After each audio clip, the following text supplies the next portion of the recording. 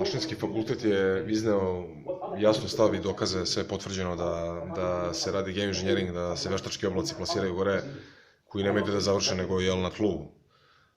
Po nama, ne po njima, jer oni su svi u vilama, oni nisu tu gde vi mislite da su.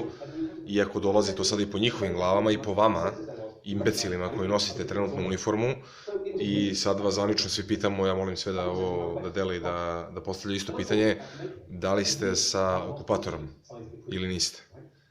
Da li je ta uniforma direktna izdaja Srbije, pa nosite tamne odore kao što nose svi u sudu, kao što nose popovi, jer to predstavlja, za one koji znaju ko upravlja svetom, to predstavlja boga Saturna, starog Rima.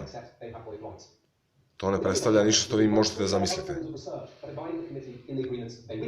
Ljudi koji su na vlasti vladaju magijom. Ja tvrdim da niko od ljudi koji ovo gleda, možda 1, 2, 3 koje pričaju sa mnom, ne zna ko vlada istinski svetom, jer niko ne zna kako stvari funkcionišu. Ni bankar, ne pričamo o nauci, čak sada, znači o fizici, o prirodi.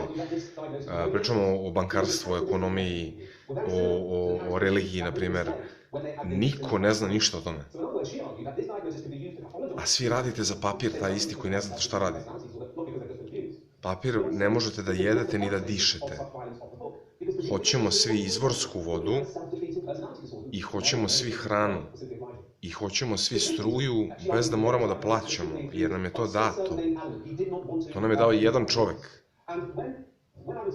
Jedan Isus struje, pravi Isus, Nikola Tesla. Bruce Lee kao drugi, koji je probao da ujedini svet na ovaj način, a ovaj probao na ovaj način.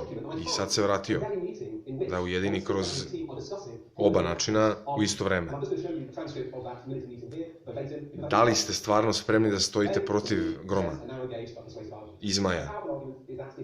Pravi Kinezi mogu da vladaju svetom kad god hoće, već vladaju. Njihova kultura svuda ide, vidjet ćete, tako dalje. Sve više i više. Najopasnija mafija na svetu je kineska, svi ostali su smećeno, smrdljivo. Deca, Kinezi su zmaji, ozbiljno ljute zmaji. Njima, ja mislim da je jedino čemu se nadaju da se Kinezi ne pobune, da ne ustane njihov narod. Ako se to desi, ja već vidim da se dešava,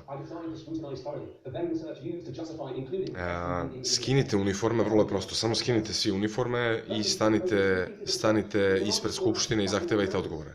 Ali pre toga mora se obrazujete, uđete lepo kod mene na kanal, nađete playliste i obrazujte se. Ko su Srbi? Odnosno, zove se playlista za Srbe. Tako sve počinje.